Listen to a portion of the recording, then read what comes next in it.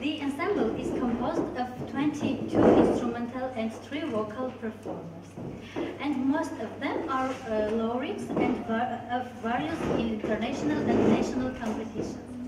The first CD of the ensemble, which won the National Music Honorary Award for the Best Album, was released in 2010. The ensemble has presented Armenian folk music not only in Armenia, but also across Europe. Our goal is to spread the Armenian folk melodies, to give them a second breath, and to present in a new way. However, our repertoire consists not only of folk songs and dances, but it also includes a number of works by Armenian composers and foreign songs and instrumental tunes. As proof of that is the concert dedicated of Charles Aznavour's 90th anniversary last year, where along our popular melodies were presented a few songs and of the great chansonnier.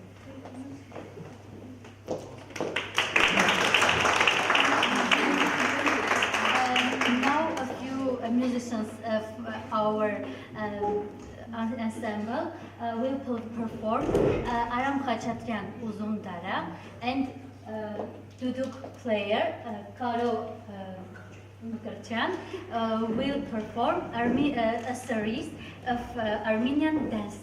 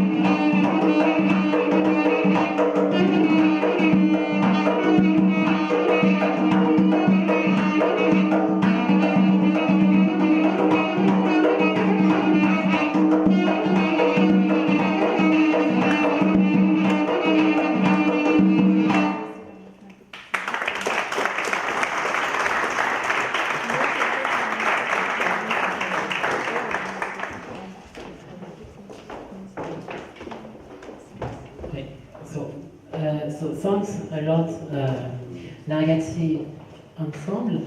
I invite now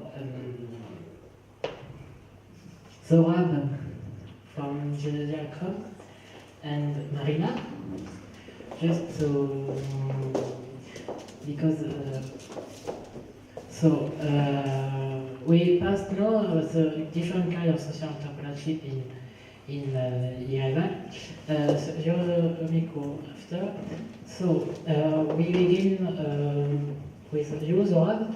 So Zorab, you from G2IA, and I have a question for you. So what is G2IA? And you have a project in G2IA Festival of Zoom. Can you give more for this project, and why it's a social entrepreneurship project? Just in 2 words, G2IA is a French-Armenian, France-based organization which is created some 30 years ago. At the beginning it was just like LinkedIn, but there were no internet, so they didn't know what is LinkedIn. So it was a club of professionals who met every week to exchange their experience, to make network, etc., etc. So after that, after the earthquake, G2IA makes some projects here in Armenia for construction of schools, kindergartens, etc. And then about 5 years we are in the regional development and training sector. We are trying to fund in the villages to motivate the people to make business themselves. We are giving them skills, we are giving them I don't know if it's production utilities, etc. So, and we are helping them to promote their products and to create their own to create employment in the regions. One of our action, the first, let's say, it was the festival in Ozun. The name of festival is the Treasures of Ozun. The aim of this festival, it was to put together all the villages in the region of Ozun. There are 8 villages, and to motivate the people to present their products. They are very famous with their herbs, the wild herbs like nana, like urts, like I don't know, the English version I don't know, sorry, it's too complicated. During this festival, every village has one table where they presented their products. We help them with the packaging, we help them with tourists to come, etc., etc. The final, our final vision is that this festival will not have an impact for only one day in a year. It's just to create something that will have a permanent influence in all this region. It means that the tourists will know that there is something in Ozun and come back for an activity, I don't know, for a market, for something like a festival. And you organize, you are very interesting because you wish create cooperative citizens for this to organize this festival. Can you give a few words for what is it? So the unit with whom we are working, this is the community, the village, the mayor of the villages, the mayors of the villages, and all the active citizens of these villages. They are all now they are members of a cooperative, of a consumer cooperative. The name is Kandarar, and this consumer cooperative is taking most of our activities. If 2 years ago it's our organization, our volunteers who make this festival, last year the half of the work was done by them, plus the government helped them with financing of this festival. So now these are the citizens of these villages who are organizing this festival. And so for next festival, so last weekend in August, I remember. You need help, and so I saw you and propose help for Make Sense, because Make Sense organized many creative workshops to help social entrepreneurship, and this project of social impact for the development community in August. And for everybody, it's possible for you to help the social entrepreneurship to participate at this hold-up. What challenge? What is your challenge concerning this festival also? Our biggest concern is that, as I said already, the festival. We don't want that the festival has one day impact. During this day, about 5,000 people is visiting Ozon. They are buying products, they are visiting the monuments, etc., etc. But we want that this, not of course every day 5,000 people, but we want that the touristic agencies, the Armenians visit much frequently the village, and in the village they create something, an event to capture these people. I don't know. Now we are looking for idea of this event, and now we are working also. We are looking at the ways to communicate with the agencies, touristic, etc., to collect them and to take them to. Okay, so your challenge is, so if you want to, I invite to join a Facebook group, Make Sense Yerevan, or Make Sense website, and if you want to help the rap is to create a campaign communication for this festival. And so thank you so much, Zoran. Thank you. We passed now at Marina from Kolba. So, Marina, what is your little background, and what is Kolba, and what is an incubator social? Because for me, I'm very surprised to find a social incubator in Yerevan. So, can you explain what is it and what is your story of Kolba? Not my background, the background of my the project that I'm leading. The project is called Kolba Social Innovations Lab. What is it? It's an incubator for social startups. In this country, we all know what a startup is. That's a buzzword. We all know how ICTs are developing in the country. They're so popular and they're quite successful. What we do, we use the business tools to advance some social purposes. So we are supporting those startups which have a distinct social purpose. They're not just RCT startups, they're the ones who are proposing to solve some kind of a social issue. For instance, if we have an issue with garbage management, waste management, or I don't know, an environmental issue or something related to municipal service provision or whatever that is social and whatever is important for us, if somebody is coming up with an innovative solution to that, we think that that's the way we should step in.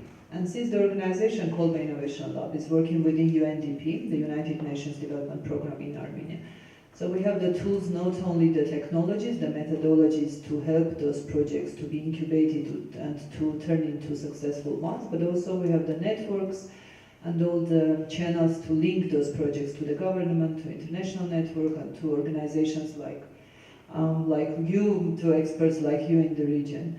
The core idea is that we believe that an individual is a better expert of the issue that he has than any organization, than any expert with a huge academic knowledge probably. But he is the one who's carrying the heavy burden of those issues, and he's the one who can propose probably a more human-centered and an innovative solution to this kind of projects. What we do, we collect those ideas from individuals through crowdsourcing, through some competitions that we have, or just opening up the doors of UN for people to come and to suggest some ideas. And then we filter out those ideas, incubate them into projects, sometimes link them to the government so that they become policies, sometimes link them to the NGOs so that they become development projects, or just turn them into social startups. And since how many years, since how many years Kolba Lab exists, and also what is the situation concerning social business in Yerevan or in Armenia, and since the question of Kolba Lab, how many startup or project of social entrepreneurship you are support, and it's possible to give an example of success to a success social startup to become now social company. In fact, the project is quite new. It's about a year that we're operating as a lab. But we have been doing social innovation camps in the past. You probably have heard about Marta Mechis, which were technology-oriented social innovation camps. We were seeking technological solutions to social issues. So we've set up about 6-7 projects, technology-based, and we've been doing social enterprises too. One of them will be presenting her projects today, so I'll not focus on Seda's project on data. Now we're doing, right now we've announced a few competitions, open competitions, which are focusing on climate change, on human rights, and we had just recently completed one on municipal service provision. So I can tell probably a few examples on that. We're setting up right now a project on easy use of transport system in Yerevan. We're working with the municipality to set up an open access map, which will be accessible from everywhere. You know that Google Maps are working and they're creating new services for the users, for the tourists. This is an easy map which is integrating the data that the municipality has on the complicated transport system that we have, which is not systemic at all. We're trying to create a system out of it. And it will be user-friendly, it will be accessible online, so we're setting up this system now.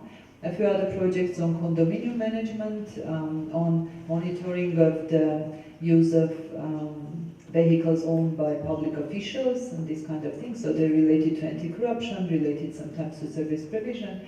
But I probably will tell about one of the projects which was more of a social enterprise than a social startup. We've set up this project last year, and it was called Seeing Hands. Some of you might have heard about it. We were dealing with disability issues, and one of the idea leaders proposed to think about the disabled people not from the point of view of their weaknesses, but from the point of view of their strengths. Like if somebody has if people are blind, for instance, they have a vision issue, but they have some strength, like other senses that they have are stronger than with usual people, with those who don't have any eye issues, sight issues. So they suggested that we use these strengths and probably set up a massage salon where blind people could be working because their senses are stronger. She did that in a year. She has come to her break even. She's quite successful. She's working as a social enterprise already. The salon is called Seeing Hands, and you can visit it as a usual user of the salon already. And in one sentence, what is your principal motivation to work in social business environment? In one sentence only. My own motivation, I see that I have some tools which could be applied on social businesses. I've been working in development for a while already, so that's probably an evolution of the way I've been working from development, regular development programs, turning them into social startups. So I believe that we have many new tools which are not being used in the government, in the development agencies. We could just translate different successful models from business or from huge corporations that are using them just to the social sector. Yes, and in essence, we are also many tools to help social entrepreneurship for the different countries. Thanks a lot, Marina. Now I invite another times Naregatsi Ensemble.